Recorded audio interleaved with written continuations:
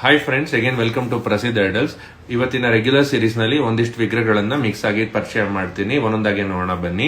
ಮೊದಲನೇದಾಗಿ ಒಂದು ನಂದಿಪೀಠ. ಇದನ್ನ ಅಭಿಷೇಕಕ್ಕೆ ಯೂಸ್ ಮಾಡ್ತಾರೆ. ಮೇಲೆ ಒಂದು ಸೋಮಸೂತ್ರನ ಮೌಂಟ್ ಮಾಡಿ ಕೂಡ, ಇಲ್ಲ ಹಾಗೆ ಕೂಡ ಲಿಂಗನಿಟ್ಟು ಅಭಿಷೇಕಕ್ಕೆ ಬಳಸ್ಕೋಬಹುದು. ಕೆಲವರು ನಂದಿ ದೀಪಕ್ ಕೂಡ ಈ ಸ್ಟ್ಯಾಂಡ್ ನ ಬಳಸ್ತಾರೆ. ಇದ್ರ ಲಕ್ಷಣಗಳು ಹೀಗಿರುತ್ತವೆ. ಹಾಗೆ ಅಲಂಕಾರಕ್ಕೆ ಬಳಸುವಂತಹ ಜೋಡಿ ಹಕ್ಕಿ ಅಥವಾ ಜೋಡಿ ನವಿಲು ಅಥವಾ ಮಯೂರ ವಾಹನಗಳನ್ನ ಪರಿಚಯ ಮಾಡ್ತೀನಿ. ಈ ತರ ಕಾಣುತ್ತೆ. ಇದು ಕೂಡ ಒಂದು ವಿಂಟೇಜ್ ರೆಪ್ಲಿಕಾ ಆಗಿರುತ್ತೆ. ಇದ್ರ ಲಕ್ಷಣಗಳು ಹೀಗಿರುತ್ತವೆ. ಕೊನೆಯದಾಗಿ ನಿಮ್ಗೊಂದು 360 ಡಿಗ್ರಿ ವ್ಯೂ ನಲ್ಲಿ ಎಲ್ಲಾನು ತೋರಿಸ್ತೀನಿ. ಇದಕ್ಕೆ ಮುಂಚೆ ಒಂದು ಸುಂದರವಾದ ಅಗಸ್ತ್ಯ ಸ್ವಾಮಿಯ ಮೂರ್ತಿ ಅಥವಾ ವಿಗ್ರಹ.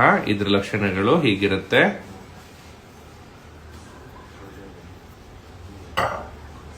ಹಾಗೆ ಒಂದು ಗರುಡ ವಾಹನನ ಪರಿಚಯ ಮಾಡ್ತಿದ್ದೀನಿ. ಇದು ತಾಮ್ರದಿಂದ ಮಾಡಿರುವಂತದ್ದು. ಇದ್ರ ಲಕ್ಷಣಗಳು ಹೀಗಿವೆ. ಸುಮಾರು 2-2.5 ಇಂಚಷ್ಟು ಎತ್ತರ ಬರುವಂತಹ ಸುಂದರವಾದ ವಿಗ್ರಹ.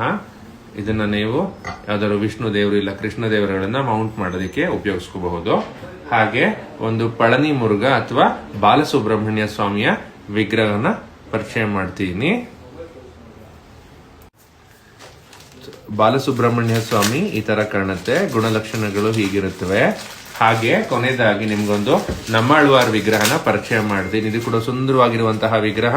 ಇದು ಒಂದು ಆಂಟಿಕ್ ರೆಪ್ಲಿಕಾ ಆಗಿರುತ್ತೆ. ತಾಮ್ರದಿಂದ ಮಾಡಿರುವಂತದ್ದು. ಬಹುಶಃ ಇಷ್ಟೊಂದು ಮಾದರಿಯ ನಮ್ಮಾಳ್ವಾರ್ ವಿಗ್ರಹಗಳು ಕೂಡ ನಿಮ್ಗೆಲ್ಲೂ ಸಿಗಲ್ಲ ಅನ್ಸುತ್ತೆ. ನಮ್ಮ ಹತ್ರನೇ ಸುಮಾರು 10ಕ್ಕಿಂತ ಹೆಚ್ಚು ವಿಂಟೇಜ್ ರೆಪ್ಲಿಕಾಗಳಿವೆ. ನಿಮ್ಮ ಹತ್ರ ಯಾವ್ದಾದ್ರು ಐಡಿಯಾಸ್ ಇದ್ರೆ ಇಂತಿಂತ ವಿಗ್ರಹಗಳನ್ನ ಲಾಂಚ್ ಮಾಡಬೇಕು ಅಥವಾ ಸಿಗ್ತಿಲ್ಲ ಅಂತ ದಯವಿಟ್ಟು ನಮಗೆ ತಿಳಿಸಿ.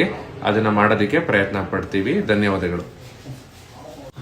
360 ಡಿಗ್ರಿ ವ್ಯೂ ನಲ್ಲಿ ಒಂದೊಂದೇ ವಿಗ್ರಹ ಇವಾಗ ಏನೇನು ಎಕ್ಸ್ಪ್ಲೈನ್ ಮಾಡಿದ್ದೀನಿ ಅದನ್ನ ನೋಡೋಣ ಬನ್ನಿ. ಅಗಸ್ತ್ಯ ಮುನಿ, ಬಾಲಸುಬ್ರಹ್ಮಣ್ಯ, ನವಿಲ್ಗಳು, ಗರುಡ ವಾಹನ, ಹಾಗೆ ನಂದಿ ಸ್ಟ್ಯಾಂಡ್, ದೀಪ ಇಡುವಂಥದ್ದು, ಮತ್ತೆ ನಮ್ಮಾಳ್ವಾರ ಮೂರ್ತಿ ಇವೆಲ್ಲ ಇರುತ್ತೆ.